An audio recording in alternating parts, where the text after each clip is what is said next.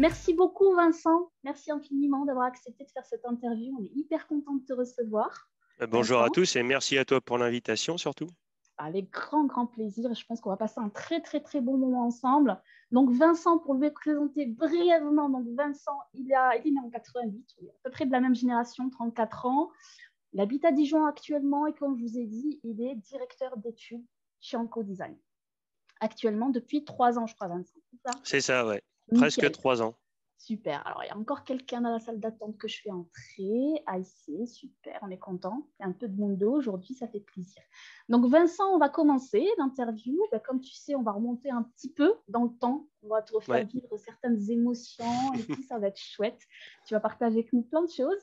Donc, on va remonter à Master 2. Hein. C'était où? C'était à Poitiers? C'était à Poitiers, ouais, c'est ça. Allez, Donc, raconte-nous. Université de Poitiers. Ouais, ça s'est super bien passé. Je travaillais sur le cancer de la prostate et D'accord. l'environnement osseux. Super. Pardon, désolé, j'ai un peu mal à la gorge. Et du coup, ouais, je travaillais sur le rôle des ostéoblastes, l'effet des ostéoblastes sur les cellules tumorales. Cool. Et ouais, du coup, vraiment un bon stage qui m'a donné envie d'aller plus loin et de poursuivre en thèse après, quoi. Super. Donc, du coup, est-ce que tu es resté en thèse dans le même laboratoire ou comment ça s'est passé? Tu as eu une Non, bourse? Comment? Non. alors du coup, ouais, j'ai pas eu de bourse dans le laboratoire à Poitiers, donc D'accord. j'ai dû partir vers d'autres horizons. J'avais commencé une première thèse qui a été, comme tu le disais dans le résumé de Résalliance, Ouais. qui s'est arrêtée assez vite en fait. Euh, c'est moi qui ai mis fin à la thèse parce qu'il y avait enfin voilà, il y avait des petits problèmes dans l'équipe, donc j'ai préféré arrêter. Et par contre, j'avais toujours envie de faire une thèse. Donc D'accord. après 3 mois, j'ai fait de l'intérim pour en attendant de trouver autre chose. Et du D'accord. coup, j'ai tout fait pour retrouver une autre thèse. Ok. Petite question quand même, Vincent. Tu allé un peu trop vite. Du coup, après ton master, tu as quand même trouvé rapidement une thèse. Et comment? Tu sais, pour tous les gens qui cherchent des Ouais, thèses, est-ce que tu as des donc conseils à donner justement? ouais, alors du coup, ouais, j'ai soutenu mon master en 2012 et puis après, bah, j'ai commencé classiquement en octobre 2012 et la thèse, je l'avais trouvée sur un site d'école doctorale. Après, je regardais aussi ce qui sortait sur le site de l'ABG. D'accord. Ok. Donc voilà. Trop bien. Après, du coup, quand j'ai recherché pour ma deuxième thèse, là, j'ai ratissé beaucoup plus large. Mhm. J'ai regardé en fait les sites des écoles doctorales sur toute la France. D'accord. Et là, du coup, et quand je voyais un sujet qui m'intéressait, je postulais. J'avais D'accord. regardé du coup les calendriers de toutes les écoles doctorales et j'avais vu les dates du coup des concours. Et Très bien. comme ça, du coup, je m'étais dit, bon, bah, je peux faire ça, telle ville, telle ville, telle ville, pour que ça corresponde en fonction des calendriers. Très bien. Du coup, toi, Et l'avantage que tu voilà. avais, Vincent, c'est que tu étais mobile partout en Ah oui, France. Ça, c'est ça c'est hyper hyper important, important. n'est-ce pas, Vincent? Ah oui, oui. Ça, c'est une chose. Et puis ensuite, c'était des thèses qui, à chaque fois, étaient financées. Tu n'avais pas eu de problème, toi, oh, faut qu'on fasse une demande de financement ensemble, etc. Bah, Ou, pas forcément, en fait, hein, c'était pas toujours le cas. C'est pour ça aussi que je postulais partout D'accord. pour augmenter mes chances, en fait, parce que bah, pour avoir une bourse du ministère, on le sait tous, c'est très compliqué. Donc voilà, j'ai augmenté mes chances en postulant à plusieurs endroits. Et puis après, ma directrice de thèse, en fait, quand je l'ai rencontrée, elle m'a dit, de toute façon, enfin voilà, je veux que ce soit toi le candidat. Et elle m'a dit, si tu n'as pas la bourse du ministère, de toute façon, je te financerai quand même parce que j'ai les moyens de te Super. payer sur les fonds du laboratoire. Donc, Donc, il y dans avait tous un les super cas, feeling voilà, c'est avec ça. ta future directrice de thèse. C'est super important, ça. Ouais, ouais, Et donc, ça s'est bien passé en fait dès le premier entretien. super. Et donc, juste, je parle aux gens qui sont avec nous, les participants. Si vous êtes aussi à la recherche de thèse ou quoi que ce soit, c'est aussi l'occasion de poser vos questions sur le chat. N'hésitez pas à tout moment, hein. On parle de la thèse, mais après aussi, posez aussi vos questions et comme ça, on pourra y répondre au fur et à mesure. Donc, Vincent, pour replacer le contexte, du coup, première thèse donc, qui s'est un peu avortée très vite, au bout de quelques mois. C'est ça. Voilà. Donc après, ça s'est passé comment dans ton esprit? Parce qu'ensuite, tu as dû travailler, forcément, il faut bien remplir le frigo en Bah oui. intérim. Pendant combien de temps tu as travaillé en intérim, Vincent? De janvier 2013 jusqu'à j'ai commencé en octobre Janvier. 2014 quoi. Ouais, Donc donc ouais, j'ai fait 10 mois quoi. 10 mois à travailler donc Ouais, en intérim. Tu faisais quoi exactement, si 9 c'est mois. pas Bon indiscret, après Vincent? Tu faisais de je tout. faisais un peu de tout hein, honnêtement. Après les mois l'été, j'avais repris mes jobs d'été que je faisais depuis le début que D'accord. j'étais étudiant. Donc ça, c'était cool. Ça me faisait 2 mois où je savais ce que j'allais faire. Et puis après, le reste du temps, toutes les missions d'intérim qui m'étaient proposées. Tu Donc prenais tout. voilà, hein, j'ai installé des laboratoires, des paillasses dans des laboratoires. J'ai fait de la mise en rayon chez Casto. Enfin, j'ai j'ai fait vraiment plein Vincent, de choses. si c'était à refaire cette période d'intérim, tu le referais vraiment? Qu'est-ce que ça t'a apporté finalement? Bah, Et en fait, dans quel état d'esprit tu étais? Est-ce qu'il y a un moment donné où tu t'es dit, ben, je vais aller travailler comme tout le monde, chercher un job d'ingénieur, je sais non, pas, non. non, Comment non, tu es pas du resté tout. focus sur ton objectif Bah, en de faire fait, une thèse? bon, déjà, j'avais l'envie de faire une thèse. C'est pour ça que j'avais commencé la première. Hmm, Ensuite, quand tu t'arrêtes et justement que tu vas faire de l'intérim et tu te rends compte en fait de ce que tu fais tous les jours, là tu te dis ah ouais c'est quand même assez dur en fait. Malheureusement, tu te dis si quand t'as pas fait d'études, bah t'as pas le choix. ouais, Et là, au final, ça te donne encore plus envie de te battre en fait parce que tu te dis, enfin, j'ai pas envie d'avoir fait jusqu'au master pour me retrouver à faire de l'intérim ou à faire quelque chose en fait par défaut en fait. d'accord. Donc ça te donne encore plus l'envie de te battre, de tout donner pour retrouver autre chose. Ok, Et je pense que ouais, c'est la détermination et la résilience en fait dans tout ce qu'on fait. super important. Voilà, c'est hyper important et c'est comme ça qu'on y arrive. Il y a des moments où c'est dur en fait, où il y a des échecs, où on n'a pas de réponse ou quoi. Mais il faut jamais rien lâcher. À un moment, ça finit par Par pays. marcher.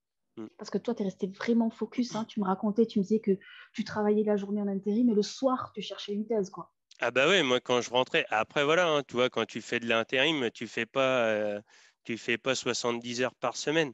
Donc si tu veux, quand tu as un objectif à côté, tu as le temps de le faire. Après, enfin, moi, c'est ma vision des choses, mais tu vois, enfin, j'estime que tu vois, quand tu fais 35 heures, à côté, il te reste du temps pour faire autre chose, quoi. Ben, bravo pour ta résilience, ta persévérance, qui a fini finalement par payer au bout de 10 mois. Et au bout de 10 mois, tu tombes sur la directrice où il y a le feeling parfait, qui te dit, ben, écoute, même si tu n'as pas la bourse, je te prends. Donc ça, c'est quand même génial. Et puis Ah après, oui. ben, ta thèse, elle s'est super bien passée, Vincent. Oui, après, ça s'est très bien passé. Bon, j'avais un sujet qui était un petit peu, c'était, c'était challenging d'un point de vue technique. Ouais. Mais enfin, voilà. C'était quoi ton sujet, Vincent? C'était la caractérisation moléculaire et fonctionnelle de cellules tumorales circulantes dans le cancer de la prostate et le cancer du poumon. Ok, Donc, en fait, d'accord. d'un point de vue moléculaire, on faisait du séquençage de cellules uniques. Donc, aujourd'hui, on entend beaucoup parler Single de cell, single cell. yes. Donc, voilà, moi, je faisais ça avec des cellules rares. Donc, les cellules tumorales circulantes, c'est des cellules qui sont très rares dans le sang des patients. Yes. T'as fait pas mal de Et cytométrie, Vincent, du coup? j'ai fait un peu de J'imagine. cytométrie, j'ai fait ouais, différentes techniques en fait Hmm, pour travailler sur ces cellules-là. d'accord. La cytométrie, ouais, c'est quelque chose qui marchait pas mal. J'ai fait de la microdissection laser, de filtres, enfin j'ai fait De technique? ouais, pas mal de Super. techniques différentes. Donc ça, c'était important parce que en fait, ça alliait le scientifique et puis le développement technologique aussi, ma thèse. Yes. Donc pour ce premier projet.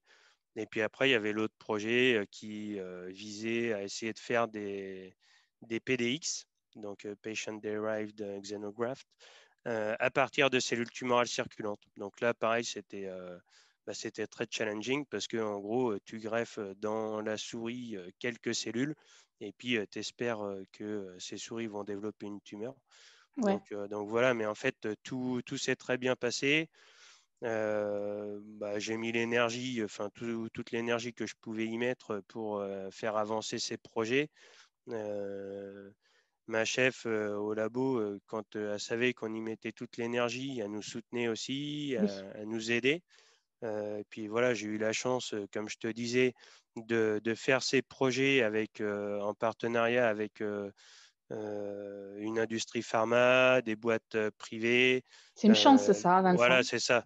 Les cliniciens de Gustave Roussy, parce que oui, on n'a pas dit, mais j'ai fait ma thèse à l'Institut Gustave Roussy. Gustave aussi. Donc voilà, dans un grand institut enfin, c'est juste super pour faire de la recherche translationnelle. Super Donc chance. voilà, ouais, le tout mis ensemble, en fait, il y a moyen de faire des belles choses. Génial. Et puis après, oui, ma chef nous a beaucoup impliqués vraiment dans la vie d'un chercheur, c'est-à-dire qu'elle nous faisait participer aussi, je dis nous parce que, enfin voilà, on était 2 étudiants en thèse à l'époque. Elle nous faisait participer aux demandes de fonds, donc des projets NR, des projets 1K, l'écriture de revues, écriture de publications, Super. Et vous participation impliquez. à des congrès. Ouais, voilà, Génial. c'était vraiment top. Ouais. Ça, c'est important, hein, les directeurs de recherche. Donc, ça fait en sorte que ça se passe bien. Et Oui, donc, voilà. tu parlais de cancer de la prostate. Tu avais aussi bossé sur le cancer de la prostate en master ou pas? Tu nous as dit tout à l'heure. Oui, cancer de la prostate, ouais, en master. Donc Ouais, après, ça voilà, t'a aidé, ça, le fait justement d'avoir déjà bossé sur le cancer de la prostate, c'est quand même un argument aussi. Ouais, après, pas vraiment, hein, tu vois, c'est pas ce que je faisais en Master 2, c'était pas du tout la même chose. Ok, Après, ça m'a aidé pour apprendre plein de techniques, pour apprendre énormément de rigueur, parce que mon chef de Master 2, il était aussi top. C'est aussi lui qui m'a donné l'envie de continuer, qui m'a appris énormément de choses et qui déjà, en fait, aussi m'avait emmené en congrès et tout ça, enfin, il voyait que j'y mettais aussi beaucoup d'énergie. génial. Donc, Donc il faut voilà. s'impliquer, il faut y mettre de l'énergie et puis il faut espérer tomber aussi sur un directeur de recherche qui soutient C'est ses ça. étudiants, ses doctorants. Ça aussi, c'est Ouais. hyper, hyper important. Donc il faut avoir le feeling en fait. Donc, il y a plein de Après, choses. on ressent ou on ressent pas, mais ouais, il faut sentir que ça passe bien quand même le courant Et entre. c'est hyper important, hein, Vincent, Ah l'environnement ben, dans lequel on fait une thèse. c'est hyper Enfin, important. Ouais. Ça ouais, dure quand même 3 ans, voire 4 ans. Il faut quand même que ça se passe bien scientifiquement, mais aussi humainement. exactement. Donc, du coup, une thèse, tu es plutôt satisfait quand même. Tu as appris plein de techniques, plein de compétences développées. Tu as fait des demandes de financement. Enfin, je veux dire, ta directrice t'a vraiment poussé pour que tu puisses monter en compétences. Et puis, une thèse qui a duré 4 ans. Et est-ce que. Alors, ce qui t'a beaucoup aidé, c'est effectivement tes collaborations avec le privé. C'est hyper important. Et est-ce que Ouais. tu savais en fin de thèse où est-ce que tu avais envie d'aller Bah, en après tout fin de ça? thèse, je savais que déjà, j'avais pas forcément envie de continuer dans le public. D'accord. Pas parce que en fait ça me plaisait pas hein, de faire de la recherche, hein, j'adorais ça, mais c'est hyper compliqué d'avoir un poste. Donc voilà, pareil, les recherches de financement, c'est bien de participer, mais c'est énormément de frustration parce que pour avoir un projet ANR, il faut l'écrire 4 fois. Donc bon, pardon. Donc ouais, c'est assez dur quand même. Tous les gros projets comme ça, il y a énormément de sélection. Donc c'est compliqué et c'est ce qui m'a amené à me dire que ouais, j'aurais beaucoup de mal à avoir un poste dans le public. Petite question, Vincent, c'est vraiment l'argument principal. Si vraiment il n'y avait pas toute cette sélection, si c'était plus facile, tu serais allé vers la direction, enfin, vers le métier de chercheur, directeur de recherche classique. Ouais, franchement, oui, oui, oui, c'est possible. Après, il faut voir aussi les conditions de salaire. Il y a ça aussi, hein. Enfin, on a beau dire, moi, j'adore faire ce que je fais. Il faut quand même Ouais, aussi suivre. vivre à côté. Quand on voit aujourd'hui les salaires dans le public de personnes qui ont fait une thèse, c'est quand même pas.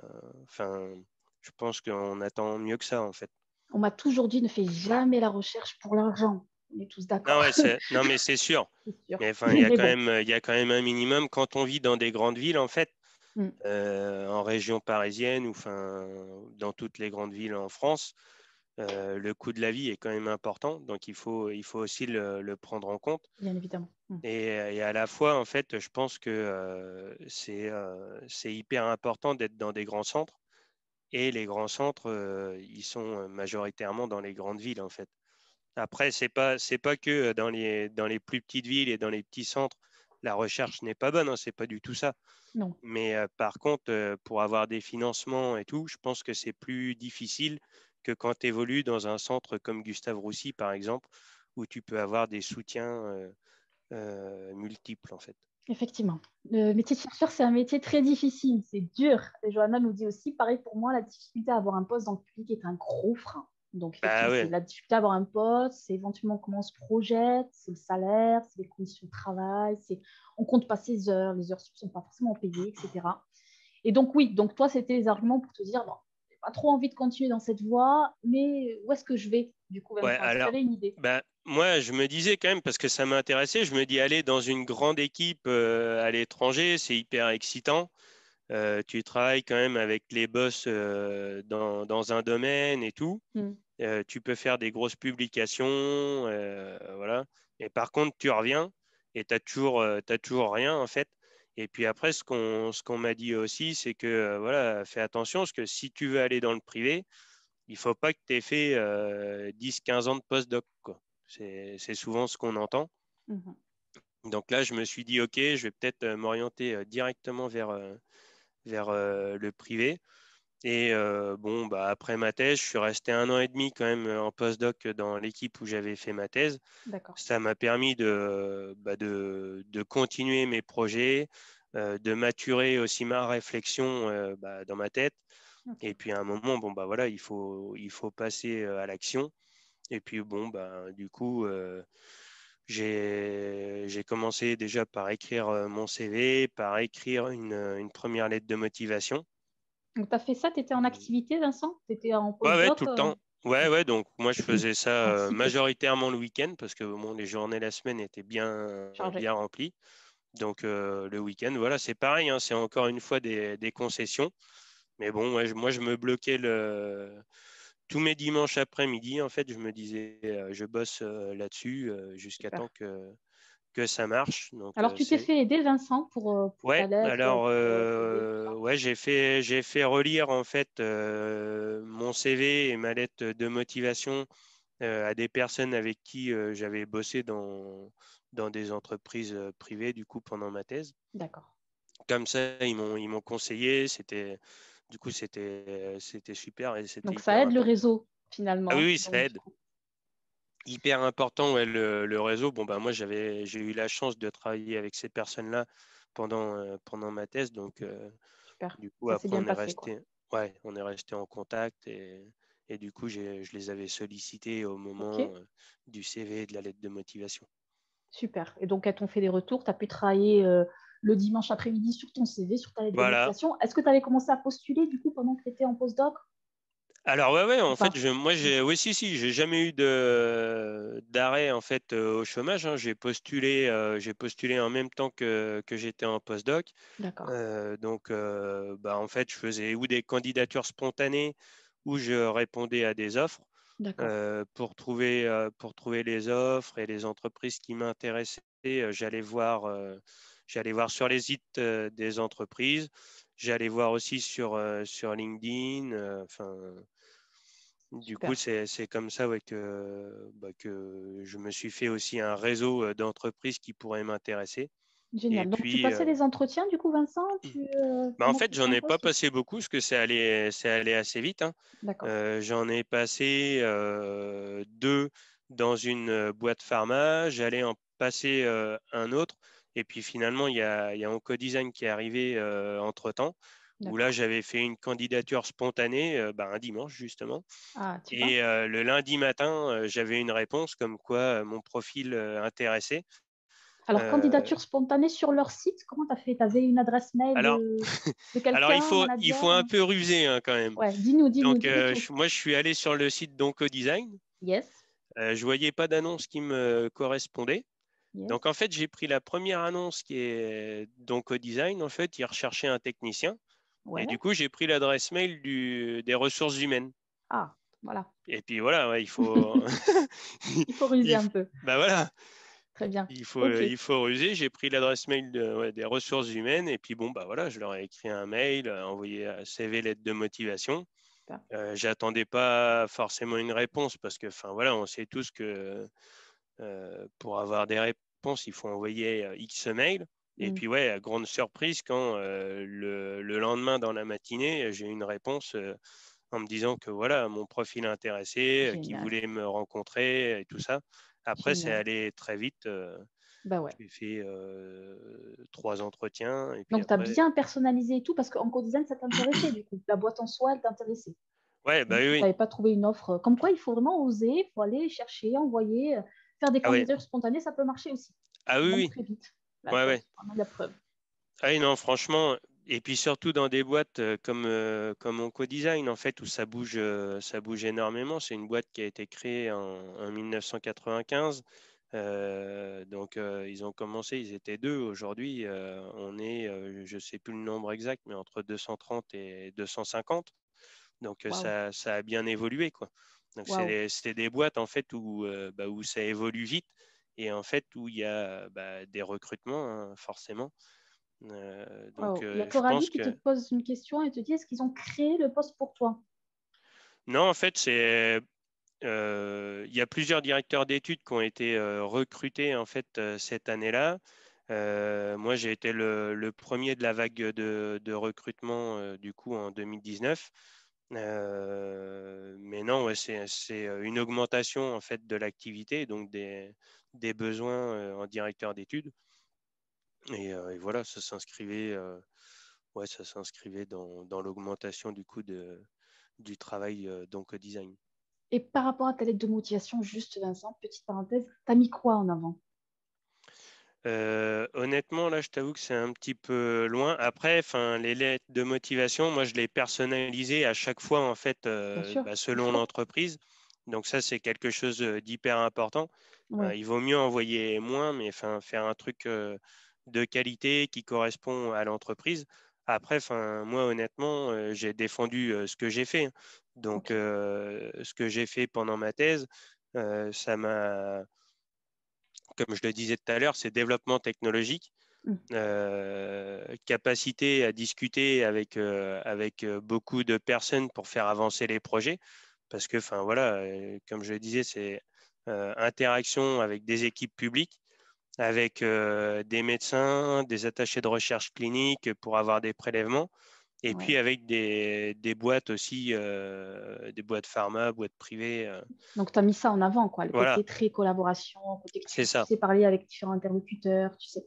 Et ça, c'était hyper important pour le métier que tu fais actuellement, du coup. Tu vas nous en Ah parler. bah ouais, parce que du coup aujourd'hui, pareil, que ce soit en interne en fait où on est en contact avec les autres directeurs d'études, les laboratoires, les techniciens, et puis en externe avec les clients.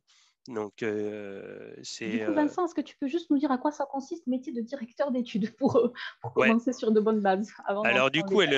le métier de directeur d'études chez Oncodesign, en fait, ça consiste depuis le début, en fait, où quand un commercial a un potentiel sponsor euh, qui est intéressé pour travailler avec Oncodesign, Mhm. à ce moment-là, le commercial revient vers nous pour qu'on travaille ensemble et qu'on propose en fait un design d'étude qui pourrait convenir au client.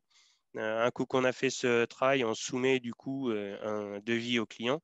Et puis après, on rediscute du devis avec le client s'il y a des modifications à faire.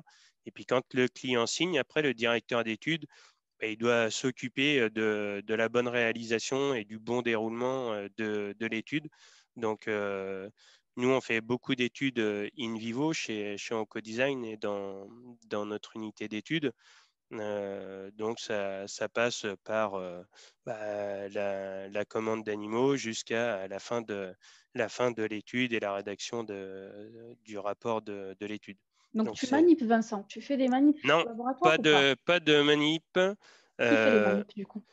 alors, il y a, en co-design, il y a différents laboratoires et ouais, il y a des techniciens. C'est organisé en laboratoire, Vivo, Vitro, des MPK. Et puis après, dans chaque laboratoire, il y a un directeur de laboratoire. Et puis après, il y a des managers et les techniciens qui font vraiment les manips. Et du coup, le directeur d'études est en interaction en fait avec toutes ces personnes-là pour coordonner en fait tout le travail qu'il y a à faire Ok. et avancer ensemble pour donner les résultats aux clients. Donc concrètement, Vincent, toi, tu t'occupes de la partie protocole, Voilà, donc la partie... Ouais. rédaction du protocole, Mhm. application du coup du protocole avec les équipes techniques. Donc, D'accord. on discute de tout ça ensemble. Après, il y a la réalisation de l'étude qui commence avec nous, chez Oncodesign, c'est des envois de données toutes les semaines aux clients. Donc, interaction très, très proche avec le client, s'adapte vraiment à ce que demande le client. On fait des modifications en cours d'étude. Donc du Et coup, puis Vincent, après, excuse-moi, c'est toi qui design les manipes du coup? Et les techniciens font les manipes? ouais, voilà, c'est ça. Et après, ils te donnent les résultats, c'est ça? Et toi, tu prépares, tu fais le reporting Ouais, voilà. pour tes Après, clients. voilà. Donc, on envoie des données toutes les semaines. Et puis, à la fin, le client choisit ou pas s'il veut un rapport. Et puis après, ouais, le rapport, il est rédigé, encore une fois, en collaboration avec notre équipe. On a une équipe, une unité de rédaction scientifique, donc qui s'occupe du coup de la rédaction des rapports avec nous. Comme ça, enfin, c'est des rapports qui sont, je veux dire, un peu calibrés en termes de qualité, de mise en page, plutôt que si c'était chaque directeur d'études qui faisait ça dans son coin. Mhm. Donc, ça donne des trucs qui sont du coup très, très propres. Et voilà, Super. après, on transmet le rapport au client. Donc du coup, dans le privé, en tout cas sur le poste dans lequel tu es, on voit bien que c'est complètement différent de la recherche publique. Il y a plein de métiers différents, chacun a son job à faire. Tu vois ce que je veux dire? Et il y a un vrai, peut-être un esprit d'équipe peut-être plus important avec une communication à tous les niveaux. Est-ce que c'est ça vraiment qui te plaît dans le privé? Qu'est-ce que tu trouves de différent vraiment avec le recul maintenant? Et qu'est-ce Ah qui te bah, plaît dans le privé aujourd'hui? Là, dans le privé, moi, ce qui me plaît, voilà, enfin, ça continue à être toute cette interaction, en fait, parce que, enfin, moi, j'adore travailler avec comme ça plusieurs personnes. Donc ça, c'est hyper enrichissant. Après, en co-design, on fait majoritairement du service, hein. Moi, je fais partie de la business unit service chez Oncodesign, donc c'est vraiment notre activité. Et puis après, ouais, la relation avec le client, c'est quelque chose qui est hyper agréable aussi. Et en fait, on est amené à toucher différentes thérapies. Donc, selon les clients, on teste un panel de thérapies assez large. Donc ça, d'un point de vue scientifique aussi, Mhm. c'est très Enrichissant. intéressant et enrichissant. Et en fait, aujourd'hui, chez Oncodesign, on teste les thérapies qui vont, pour certaines d'entre elles, être utilisées en clinique dans les années qui suivent, en fait. Donc, c'est ça aussi qui est très intéressant. C'est très concret, c'est très appliqué, et Voilà. puis c'est stimulant parce que tu touches à plein de choses et tu apprends Ouais. plein de choses. Et donc, juste pour la question, Xavier il nous dit, est-ce que vous faites les analyses des résultats, interprétation et biblio? Oui, alors ça, oui, bah, oui, oui, analyse des résultats, oui, bien sûr, parce que on obtient des données brutes, on analyse en fait tout ça. De la biblio, bah oui, on en fait aussi pour s'adapter justement à la demande du client et puis comprendre aussi sa demande et y répondre au mieux. Mhm. Après, enfin voilà, c'est quand même pas comme dans une équipe publique où tu vas bosser à fond, en profondeur sur un sujet de recherche.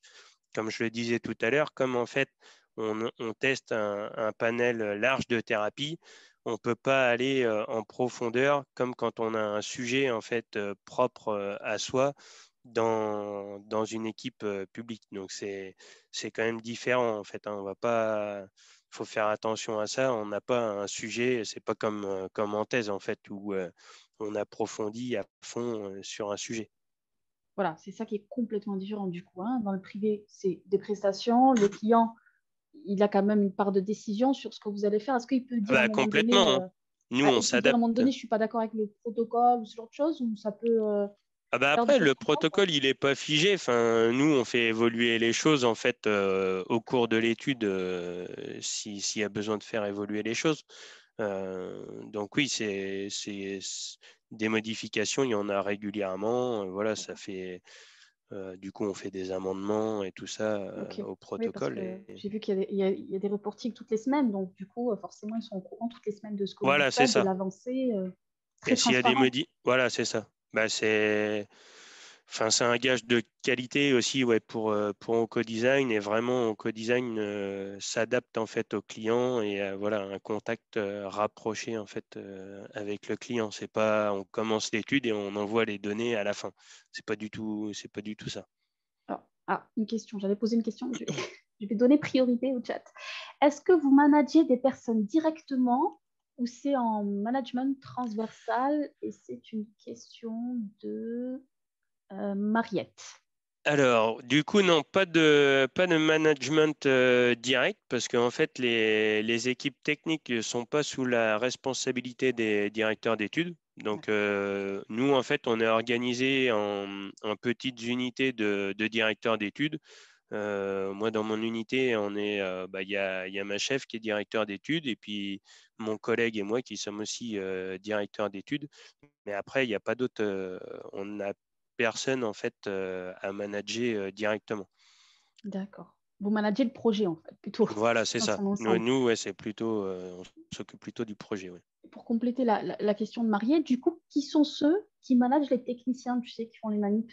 Bah, du coup, Ils ont quel type de poste? il y a les directeurs de laboratoire en fait, D'accord. qui donc dans les labos Vitro et Vivo à Dijon. C'est plutôt ouais, comme ça que ça se déroule. Et eux, en fait, ils s'occupent du bon déroulement technique en fait de toutes les études, de la gestion en fait des emplois du temps, de toutes les équipes techniques. Donc ouais, c'est un gros travail, et une grosse organisation en fait D'accord. à tout niveau. Ouais. Et question, Vincent, est-ce que tu n'es pas frustré de ne pas faire les manips? C'est une question, je te Bah, demande, parce que du en coup, fait, c'est faire des manips. Si, franchement, j'aimais bien faire des t'aimais manips. bien? D'accord. Après, voilà, aujourd'hui, on peut pas tout faire. L'organisation, donc design est faite comme ça. Après, voilà, enfin, c'est aussi question d'organisation et puis de productivité, en fait. Bien sûr. Bien sûr, je te demandais juste si ça te manquait ou pas, finalement, Après, honnêtement, oui, si j'avais à en refaire, je serais content d'en refaire. d'accord. Donc, tu aimais bien le côté paillasse Ah aussi. ouais, ouais, j'adorais ça, ouais. Mm. Très bien. Je continue avec un supplément de questions de Mariette qui dit donc, si elle a bien compris, tu supervises tous les résultats d'un projet en relation avec le client. C'est ça, in C'est ça, vitro et in vivo. Voilà, bah, voilà, complètement. tout compris, Mariette, tu as résumé le truc. Donc là, j'ai une autre question de Coralie qui nous dit, est-ce qu'il y a un niveau postdoc chez Oncodesign? Une sorte de postdoc Euh, privé. Là, actuellement, je pense pas qu'il y ait de postdoc. Il y en a eu, j'ai connaissance de un dans le passé, il y a longtemps. Mais non, aujourd'hui, non, je pense pas. Donc, ouais. Ok, parce que tu sais, ABG ont partagé, tu l'as vu hein, sur LinkedIn, ils ont Oui, partagé du coup le poste et ils disaient que ça recrute pas mal en ce moment chez Oncodesign. Tu te confirmes et bah, tu sais sur quel type de poste? Euh, poste de directeur d'études, je crois. Ouais, Mais il y a aussi régulièrement des postes de technicien. Il me semble aussi, ce qu'a partagé la BG hier, ouais, un poste d'ingénieur, ingénieur de recherche pour de la cytométrie. ok. Voilà. Mais oui, oui, ça recrute très régulièrement en fait. Bah, c'est C'est pour chouette. ça aussi il faut rester à l'affût, Mhm. bien aller voir sur les sites des entreprises régulièrement et aussi pas hésiter en fait à envoyer des candidatures spontanées parce que même si l'annonce elle n'est pas sur le site aujourd'hui, il peut avoir quand même un intérêt Peut-être pas dans la semaine qui suit, Ouais. mais enfin, de toute façon, quand on est en poste, c'est pas toujours évident de se libérer comme ça. Mais pour 2 ou 3 mois, en fait, ce qui est complètement en ligne quand on est en poste pour pouvoir se libérer de son ancien poste. Bah oui, voilà. Donc, pas négliger les candidatures spontanées, ça Ah non, surtout fonctionne pas. à tout moment. Et il faut les personnaliser, bien sûr, et trouver des astuces pour trouver les bonnes adresses mail aussi, comme nous l'a suggéré Vincent. Une autre question, du coup, de Mariette qui me dit: quelles difficultés avez-vous rencontrées à votre prise de poste, Vincent? Bah, j'ai pas rencontré de difficultés majeures. Après, voilà, il faut se faire quand même à l'organisation, hein, parce que bah, ça a rien à voir. Tu fais plus tes manips toi-même, donc en termes d'organisation, enfin, il faut penser que voilà, tu demandes pas quelque chose pour le lendemain au labo, parce que justement, il y a une grosse organisation comme ça bah, pour faire les emplois du temps et que toutes les tâches qui sont à faire soient faites bah, dans les temps. Euh, et puis que ça passe en fait aussi au niveau horaire, parce que enfin on peut pas demander en fait à toutes les personnes de ne pas avoir d'horaire, de faire 60 heures. Enfin, ça c'est pas possible. Il faut que ça soit quand même carré. Donc il y a toute cette organisation à avoir et à intégrer en fait quand on arrive. Et puis après, oui, il faut arriver à trouver les bons interlocuteurs en fait quand on fait une manip, qui a des changements à faire. Tu te dis ah ouais, je vais vers qui déjà. Enfin, ça fait beaucoup de monde tout d'un coup avec qui tu interagis. Mm. Plus en tout cas que quand j'étais dans l'équipe publique, même si je parlais avec beaucoup de personnes. Donc voilà, en fait, je dirais pas de difficulté, mais un temps d'adaptation quand même à avoir pour avoir les bons automatismes et voilà. Tu parlais tout à l'heure de reporting toutes les semaines, Vincent, sachant que toi, c'est pas toi qui fais les manips, hein, donc forcément, il y a des choses qui dépendent pas de toi. Est-ce que Ouais. du coup, il n'y a pas un peu de pression aussi à devoir supporter dans ce type de métier aussi? Se dire, bon, bah là, il me faut les résultats, ça traîne, qu'est-ce que je vais dire aux clients? Et justement, par rapport à ce reporting, est-ce que c'est fait juste, t'envoies le rapport par mail ou il y a des visios qui sont organisés avec les clients? Bah, en Comment ça fait, se ça passe? dépend vraiment des clients. Donc, pour ta première partie de question, Ouais. en fait, bah oui, des fois, c'est possible en fait qu'il y ait des problèmes. Alors, quand l'étude elle est lancée, après, elle est lancée, hein, donc là, ça avance, hein, quoi qu'il Mm. arrive. Mais des fois, ouais, au début de l'étude, tu peux avoir un peu de retard. Enfin, pour n'importe quelle raison, tu n'as pas reçu les souris à temps, t'as eu un problème en culture sel, enfin Mm. voilà, ou tu n'as pas reçu le produit du client. Enfin, il y a différentes choses qui peuvent se produire. Après, quand la manip elle est lancée, là, bon, bah, il n'y a pas de souci. Toutes les semaines, tu as un update à fournir au client. Et puis, s'il y a des tests en fait à côté à faire, encore une fois, oui, c'est possible qu'il y ait du retard, qu'il y ait quelque chose qui n'ait pas fonctionné. Après, voilà, on se Adapté. débrouille pour replacer l'expérience qui n'a pas marché au plus vite pour redonner les résultats aux clients dans les meilleurs délais. Après, voilà, les clients, ils le comprennent aussi. Mais oui, Ok. après, des fois, oui, il y a quand même de la pression.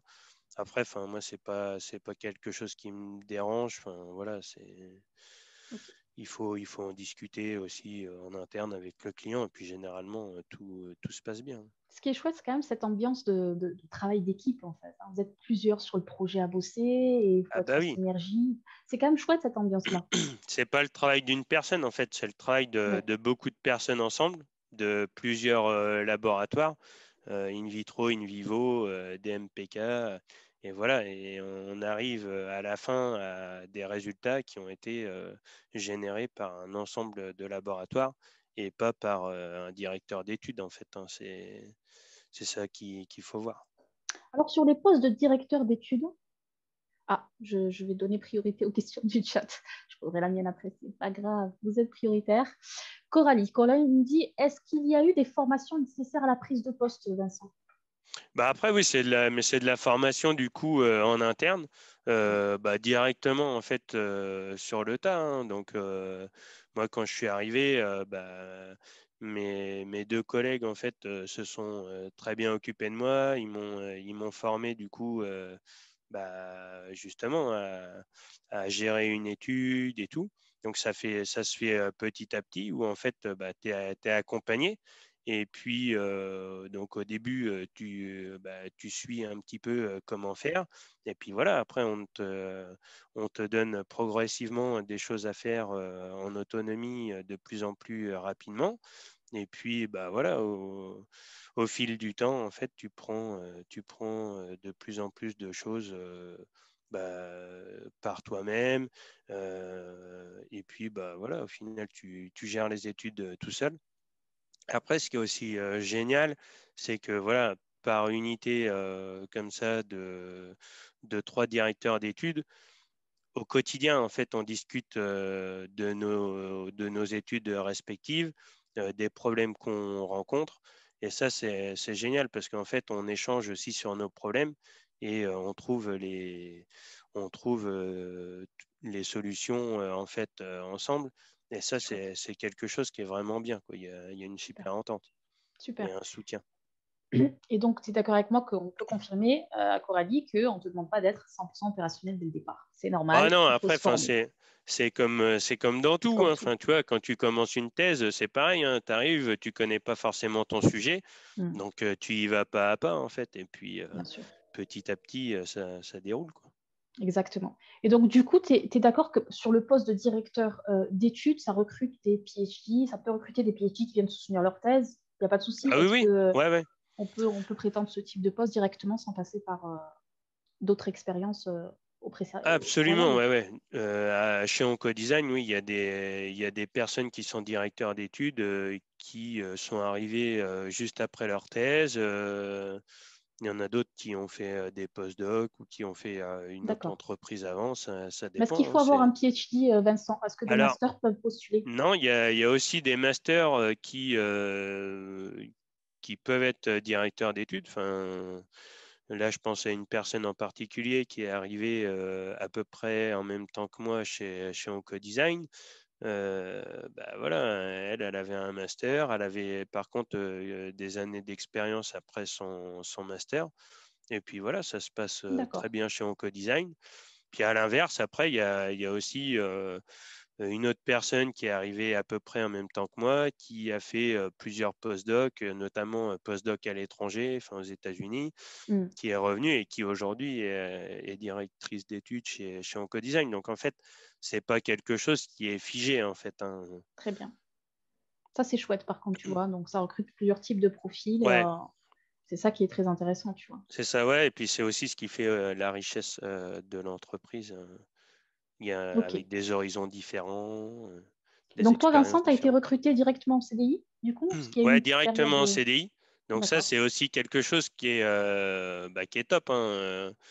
Tu sors de test, tu continues en postdoc et là, en fait, on te propose un CDI. Donc ça a été aussi quelque chose de très important. Comme je te disais, ouais, j'avais passé deux entretiens avant. J'en avais un autre enfin voilà, qui s'organisait. Là, quand les entretiens chez Oncodesign se sont bien passés et qu'on m'a proposé le poste en CDI, j'ai dit OK, enfin, c'est bon, tout s'est bien passé, j'avais un bon feeling, tout ça, ça me paraissait intéressant. Donc j'ai dit D'accord. allez, j'y vais. Donc, tu as dû bouger quand même, il me semble, non? Tu étais Ouais, à alors ouais, Poitiers? j'étais à Poitiers jusqu'à la fin de mon master. Ouais, Ensuite, du coup, j'ai fait ma thèse à l'Institut Gustave Roussy, donc en région parisienne. Et puis après, du coup, ouais, je suis venu à Dijon. d'accord. Donc, effectivement, il y Il a la... faut, je pense que ouais, c'est aussi quelque chose qui est très important, c'est la mobilité. Ouais, ça c'est clair. Je veux dire, tu n'aurais pas été mobile, on t'aurait proposé cette offre, tu n'aurais peut-être pas pu... Après, voilà, il y a un Oncodesign a aussi, une partie aux Ulysses, donc proche du plateau de Saclay. Donc voilà, il y avait des opportunités aussi là-bas, mais honnêtement, ouais, j'ai bougé, je regrette absolument pas. D'accord. Et ouais, je me plais bien à Dijon. Bon, ben, super. Petite question qui peut intéresser du monde aussi, c'est d'avoir une idée de la fourchette de salaire. Voilà, un directeur d'études, quand il est embauché en CDI, il peut s'attendre à combien en termes de salaire? Pour avoir une idée. Ah, ça, après, je pense que ça, c'est selon la négociation en fait de chaque personne. T'as négocié, t'as, Vincent? Après, enfin voilà, c'est toujours délicat quand on arrive dans une entreprise. En Ouais. plus, enfin moi, tu vois, j'arrive de postdoc comme ça. Enfin, toi, c'est pas un contrat en CDI. Tu as envie d'aller voir autre chose, tu as envie d'aller dans le privé. Il y a un moment, je veux dire, il faut pas être trop gourmand non plus. Il faut, je pense que il faut il faut prendre l'opportunité et ensuite il faut aller dans l'entreprise et puis aussi montrer que voilà, les recruteurs, ils se sont pas trompés non plus. Mhm. Et puis voilà, il faut ensuite aussi faire ce qu'il faut pour évoluer et pour être légitime pour demander des augmentations. Après ça, Exactement, je faire pense ses que preuves. c'est dans toutes les entreprises pareil. Voilà, il faut faire ses preuves puis c'est tout, quoi. Bon, tu ne Et donneras pas de après, fourchette. une fourchette, non, honnêtement, je sais pas. Je dirais entre 38 et 44 KE. Ok, bon voilà. En tout cas, c'est plus que le postdoc. C'est C'est un ça ou peu, pas? Ou à peu c'est près, un pareil. peu plus que Un le peu plus. postdoc. Après, voilà, enfin, tu vois, encore une fois, ça dépend de où tu es. Tu vois, quand tu as un salaire de postdoc en région parisienne, tu Ouais. vois, avec la vie coûte plus cher en région parisienne, tu n'as pas la même qualité de vie non plus. Et ouais. Tu vois, quand tu vas à Dijon, bon, bah voilà, même si tu as, enfin, tu vois, t'as 200-300 € de plus que quand tu étais en postdoc, mais tu gagnes aussi en qualité de vie. Et ça, honnêtement, c'est quelque chose, tu vois, enfin, c'est pas trop chiffrable, je veux dire, Bien sûr. mais c'est quand même hyper appréciable. Oui, tu sens quand même la différence. Ah oui, oui. Megan nous dit au niveau ingénieur, master, aussi, l'entreprise accepte des débutants et ce, même si la personne n'est pas experte dans une technique, c'est une question. Et est-ce que tu... Après, ça, ouais, je pense que vraiment, il faut pas hésiter à postuler dans tous les cas. Il faut pas avoir peur parce qu'en fait, si on a peur, on postule jamais. Et puis, tu verras bien, de toute façon, le retour qu'on te fait. Moi, je pense qu'il faut essayer. Et dans tous les cas, ça ne te coûte rien. En fait, ça va te coûter juste un peu de temps pour préparer. Mais dans tous les cas, il faut oser. Et je pense que oui, oui, après, c'est possible. Ça va dépendre des opportunités.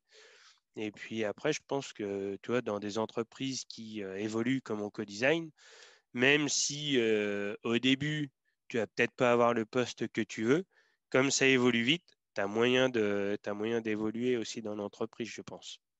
Aussi, une fois que tu Voilà, gagnes en expérience, c'est ça. ça peut tout à fait évoluer. Donc, pas hésiter, hein, c'est le message de Vincent. Postulez, faites des candidatures spontanées, personnalisez bien sûr votre candidature, mettez en avant vos compétences transversales, mettez en avant. Alors, c'est vrai, on peut ne pas connaître une technique, mais je ne pense pas que ce soit rédhibitoire de ne pas connaître une technique, puisqu'il y a quand Non, même une phase de formation. Et puis surtout sur ce type de poste où tu n'es pas amené à faire de la manip, tu n'es pas amené à maniper dans la paillasse, donc c'est peut-être pas ça qui va être très important. Je pense que c'est plutôt le côté aussi relationnel, le côté, tu vois, savoir communiquer, savoir avoir l'esprit d'équipe, etc., qui peut être intéressant de mettre en avant. Alors, il y a d'autres questions, donc je continue. Qui c'est qui nous pose cette question? Parce que Coralie. Alors, Coralie, combien de temps il garde une candidature spontanée? Ah, oula, alors quelques semaines ou plusieurs mois? ça, j'en sais Je pense rien du pas. tout. J'en ai pas la moindre idée. Après, Mm. enfin, moi, ce que je dis, c'est que, enfin, si t'as pas de réponse quand on voit une candidature spontanée, enfin, rien du tout, hein, pas de retour négatif. Ouais, Il faut pas hésiter en fait à relancer, je dirais, dans les 3 semaines. pour Enfin, tu l'instant. vois, et si t'as pas de réponse, t'hésites pas à relancer encore 3 semaines après. Et en fait, il faut un peu s'acharner aussi. Et au moins, le jour où on te dit bah, non, au moins, tu es fixé. Et tu sais que voilà, ça ne sert à rien. Il faut lâcher et aller voir ailleurs. Ou des fois, c'est non. Non aujourd'hui, mais peut-être dans quelques mois. Et je garde votre candidature sous le coude, machin. Yes. Et à ce moment-là, quelques mois après, ne pas hésiter aussi à revenir vers la personne parce qu'elle peut avoir oublié, elle peut avoir reçu d'autres candidatures. Et puis, ça montre aussi la détermination et puis qu'on a envie, quoi. Yes. Et si je peux me permettre d'apporter un petit complément de réponse, en plus de faire ces candidatures spontanées, de les suivre et de relancer, pas hésiter aussi à travailler le réseau à côté, sur LinkedIn, voir des gens qui travaillent chez Encodesign, les contacter, des managers aussi, montrer sa motivation. Parfois, il y a des possibilités de faire passer aussi son CV, ou en tout cas, si on parle de toi en interne, plus on va parler de toi en interne, que ce soit des recruteurs, que ce soit des managers, ou etc., plus ça augmente ses chances quand même de pouvoir avoir une réponse à sa candidature spontanée. Donc, je pense que le réseau aussi a, à mon avis, une place très, très importante. Tu le confirmes, Vincent? Ah oui, je Je pense que c'est confirme. important aussi. Complètement d'accord avec toi. Voilà, il faut essayer plein de choses. Alors, j'ai aussi une question de AIC. Tu m'excuseras si ça ne se prononce pas comme ça. Que recherche le privé? Te demande vraiment quel profil général. Parce que oui, il y a des entreprises ont des attentes différentes, mais de façon générale, est-ce qu'il y a un profil qui ressort? Qu'est-ce qu'on attend dans le privé? Qu'est-ce qu'on attend d'un PhD ou d'un master qui vient de la recherche publique? Honnêtement, c'est pas facile de répondre à la question. Après, je pense que c'est plus la personnalité de chacun en fait qui est importante. Après, voilà, il faut non, chez Oncodesign en tout cas et dans la partie service, on attend quelqu'un quand même qui puisse discuter quand même avec les personnes parce que enfin voilà, on discute beaucoup en interne et avec les clients. Donc quelqu'un qui soit ouvert et qui soit dynamique parce que tu gères plusieurs études en même temps et qui n'ait pas peur en fait d'aller se retourner vers une personne quand elle a une question bien précise. Il faut trouver la bonne personne et voilà, donc pas avoir peur en fait de l'interaction. Je pense que c'est le point évident, avoir un bon contact. Exactement. Et donc, pour ajouter un petit truc, ça voudrait dire qu'en entretien, il faut pouvoir montrer ses soft skills en termes de communication, qu'on est à l'aise au niveau relationnel, qu'on adore discuter avec les gens, qu'on est très à l'écoute. Donc, il y a aussi des choses à mettre en avant en entretien pour faire passer ce message de oui, oui, je peux faire le job aussi. Ouais. Question de Marine. Bonjour Vincent, par curiosité, est-ce que vous avez des perspectives de carrière, d'évolution ou de poste au sein de votre entreprise? On n'en a pas parlé, effectivement, c'est une Bah, bonne question. après, moi, oui, enfin, clairement, enfin, je l'ai dit directement en fait lors de mes entretiens que mon but c'était de continuer à évoluer dans ma carrière en fait. Après, enfin, toujours dans la même optique, enfin, Oco-Design, c'est une boîte qui évolue et qui continue à évoluer en fait tous les ans. Il y a pas, ça stagne jamais. Du coup, oui, il y a forcément en fait des opportunités qui vont se créer. Et voilà, après, voilà, il faut se donner la peine et montrer aussi que on peut nous faire évoluer parce qu'on on y met l'énergie et qu'on est vraiment impliqué bah, dans les projets pour faire avancer l'entreprise. Donc, clairement, oui, oui, il y a des perspectives possibles. Et puis après, enfin, je dirais, les perspectives, je pense, dans une entreprise où il n'y a pas moyen d'évoluer, c'est pas pour ça en fait qu'il faut pas y aller. Parce que dans tous les cas, tu vas aller dans une entreprise, tu vas prendre de l'expérience, et même si si tu peux pas en fait évoluer en interne, ça va te faire évoluer toi-même en fait pour pouvoir aller ailleurs. Donc dans tous les cas, Mm. toute l'expérience que tu vas avoir, qu'elle soit bonne ou mauvaise, dans tous les cas, ça va te faire avancer et ça va t'aider aussi pour avancer aussi dans ton chemin à toi, parce que ça va te permettre de savoir ce que tu veux et ce que tu veux pas. Exactement. Toute expérience est bonne à prendre, effectivement, pour avancer. Ah oui. Et Marine, alors Marie nous dit, penses-tu qu'il faille changer d'entreprise au bout de quelques années pour avoir une meilleure progression de carrière? Je pense que tu as un peu répondu dans le sens où... Bah après, oui, ça, je pense que ça dépend vraiment de l'entreprise. ouais. Après, c'est un peu compliqué de répondre à ça. Donc, je pense que pour évoluer, en fait, ça dépend de chacun. En fait, hein. Si ton but, c'est d'évoluer vite, je pense que oui. Le plus facile est peut-être de changer d'entreprise assez rapidement. Après, si tu veux acquérir une expérience hyper solide et pointue dans ton domaine, je pense que là, du coup, il faut rester plus longtemps. Mm. Parce que mine de rien, moi, tu vois, ça fait 3 ans que je suis là. Et puis même quand je parle avec des personnes qui sont ici depuis 15 ans, 20 ans, on apprend des choses tout le temps, en fait. Donc, et là, tu deviens quand même très spécialisé dans ton domaine. Donc, tu peux apporter une plus-value importante aussi si un jour tu décides de partir. Donc, après, voilà, ça dépend. Et puis, il ne faut pas oublier aussi il y a la vie personnelle aussi à prendre en compte.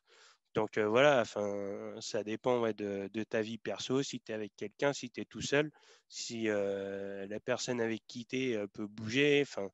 C'est pas une question qui est facile à répondre en fait. Ça Effectivement. dépend de ton entourage, si tu as la famille proche de toi. Voilà. Effectivement, il y a plein de paramètres Voilà. qui entrent en jeu, du coup. Ce type de questions, bon, il faut faire des choix stratégiques, mais on doit tenir compte de plein de choses. Il nous reste vraiment 2 minutes et je crois qu'on n'a pas réussi à répondre à la question d'Aïssé. On l'a mal comprise. Ah, pardon. Ouais. Est-ce que tu as compris? Alors, écrit la question est plutôt qu'est-ce qui diffère du public dans le privé en termes d'attente, de profil? Enfin, je suis pas sûre de. Je sais, Bah, voilà. après, dans une entreprise privée, le but quand même, c'est que l'entreprise elle se développe. Donc, il faut que tu sois rentable. Il faut gagner de l'argent hein, parce que bah, sans argent, tu n'as pas de salaire. C'est ça. Sans argent, l'entreprise, elle se développe pas. Donc, c'est le truc en fait qui est complètement différent du Exact. public en fait. Où tu vois, dans le public, tu arrives, tu fais tes manips, tu peux passer plusieurs jours à lire des publications. Là, c'est pas ça hein, dans le privé. Tu as des études à mener. Enfin, je veux dire, tu te dis pas, tiens, là, je vais lire des publis pendant 2 jours, comme ça pour le plaisir, quoi. Il faut. Je vais faire une Enfin, petite phrase, Vincent, pour raccourcir l'idée. Dans le public, tu passes beaucoup de temps à chercher des sous. Dans le privé, il faut faire des sous. Il faut faire des sous dans le privé. Il faut faire de l'argent. C'est du business. bah Je ne sais oui, pas si ça résume complètement, mais on voit bien que c'est pas du tout le c'est pas même. pareil. C'est pas la même chose. Il y a effectivement ce Tu facteur peux différent. lire et tout ça, mais en fait, il faut que il faut en fait que derrière, en fait, il y a un impact. En fait, il faut que ça t'aide. En fait, tu vois, il y a des choses intéressantes que tu vois passer et tu te dis, bah, je peux pas les lire ou tu les lis chez toi, moi, sur ton temps privé. Mais en fait, il faut que ça soit productif, en fait, ce que tu fais en entreprise. Tu vois, c'est pas comme dans une équipe publique où voilà, là, tu travailles pour publier, pour être reconnu et puis aussi pour avoir de l'argent qui va te permettre de continuer tes projets. Mais là, ouais, c'est complètement différent. Alors, dernière question, Vincent de Ouais, Mariette, si tu veux qu'on arrête. je vais devoir arrêter bientôt parce qu'après la salle, elle Allez, est prise. une dernière minute. Est-ce que tu arrives à concilier, question de Mariette, ta vie privée, ta vie professionnelle? Tu parlais de productivité. Est-ce que ça se passe bien? Il n'y a Oui, oui, pas ouais, d'inquiétude à avoir. ça se passe, oui, ça se passe très bien. Après, je Tu as pense des horaires que corrects, ça déborde pas, tu arrives à non, faire non. ce que tu veux. Bon, Puis après, encore une fois, ouais, chacun gère sa vie bah, selon ses attentes et tout ça. Et ouais, puis je pense que en fait, naturellement, en fait, tes supérieurs, ils s'adaptent aussi à ça, quoi. Ils voient s'ils peuvent te donner plus, si au contraire, ils peuvent pas te charger plus. Enfin voilà, ça se ressent. Et, exactement. Et et c'est voilà, je important pense que ça d'avoir se fait assez naturellement, en fait. puis de travailler avec des gens humains qui comprennent aussi cet aspect-là. On n'est pas des machines, on a une vie privée. Donc, l'environnement et l'équipe avec qui on va travailler est hyper important. Vincent, je te laisse dire un dernier mot pour conclure, parce que là, on est 14h01 et je pense que chacun doit partir. Déjà, Assia, je te remercie pour l'invitation. Et puis, à tous, si vous avez des questions, vous n'hésitez pas à me contacter. Et puis, surtout, n'hésitez pas, n'ayez pas peur de postuler. Il faut se lancer. Et puis, c'est comme ça aussi que ça va vous faire évoluer. Et voilà. Bonne chance à tous. Et puis, on reste en contact si vous voulez. Exactement. Je termine juste par te remercier à mon tour, Vincent. On a passé un super moment. Moi, je suis très contente. Tous les retours sont hyper positifs aussi. Voilà, donc on reste en contact. On a un réseau Résilience. Vincent est à votre écoute si vous avez besoin ou si vous avez des questions, etc. N'hésitez pas à le contacter. Merci à tous d'avoir participé à ce live, à cette 26e vidéo de la chaîne YouTube. N'hésitez pas aussi à vous abonner. Merci Vincent. Merci à tous. Je vous souhaite à tous une excellente journée. À bientôt. À Salut. bientôt. Ciao.